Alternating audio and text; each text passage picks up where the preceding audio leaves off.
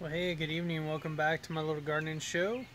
Tonight I just wanted to take you along as I'm checking out my tomato plants here. I'm going to do a little pruning, so let's check it out and talk about all that. Here's the state of the container garden. As you can see, everything's doing really well still. Yeah, cherry tomatoes are going gangbusters. Peppers are doing pretty well. Starting to put out more flowers, so more buds there. They're all doing well except for this one here. And I'm not sure what the deal is, but it just does not, it's not thriving like the other ones are. I mean, it's green and everything, it's just really small. So something's probably attacking the rootstock, or is just kind of a flaw in general with it. Whereas the rest of them doing really well. Cherry tomato plants are probably about 3 foot tall now, and just putting out all kinds of growth.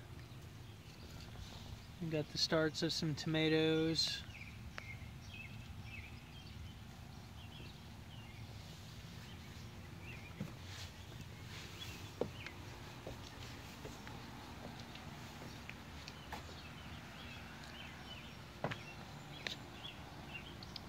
This is, I think, sun gold. And early on, there were some problems with the foliage here, and I don't know, it's just like leaf spot. Some kind of mite that got a hold of the leaves. I'm not sure. I don't think it's blight because it's not like the big, blotches, and it's not spreading to the rest of the plant. Like the foliage that's from about midway on up is fine. There's no spots or anything on it. But the one we're going to take a look at tonight, and I'll be looking at the cherry tomatoes and tying them up, is my black brandywine. We've kind of hit a little decision here with this. Looky there, there's a little tomato. And that's right here. This is where, if I had on a trellis system, I could go ahead and nurture this out and basically have 2 main stems then from the base. I could let that develop. Or I can make a decision and cut one of these off and keep it a single stem. And just looking at the growth habit here, you can see where this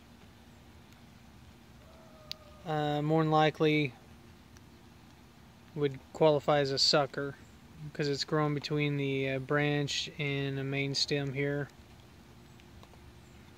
So what we're going to do is we're going to remove this growth point. We're going to terminate that so the energy stays focused up the main stem and on the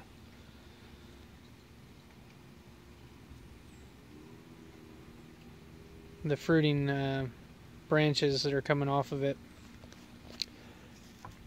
Now, one of the decisions, coming to that decision, is the fact that there is a growing branch, that's got flowers and stuff right off this stem instead of this. Though if I let this go, you can already see right up here is the start of what would become flowers here. So again, if I was growing on a trellis, I could go ahead and string this up in 2 separate lines, but I'm not going to do that. Instead, we're going to take out the handy dandy children's scissors here, and we're going to snip that out. like that. I hate doing that, but what that's going to do is just continue to foster the growth of the main stem here, and it's not going to overgrow its bounds. You know, I'm kind of limited on my space and everything, so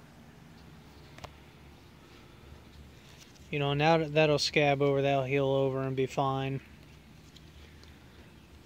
But then as this grows, we're going to continue to watch it for, you know, because the tendency of these indeterminates is to split off, branch off, just like that, you know, and create another growth tip that you then have to manage. Whereas if you catch them early enough, you can cut them out and keep it to a single stem and have a pretty good production. So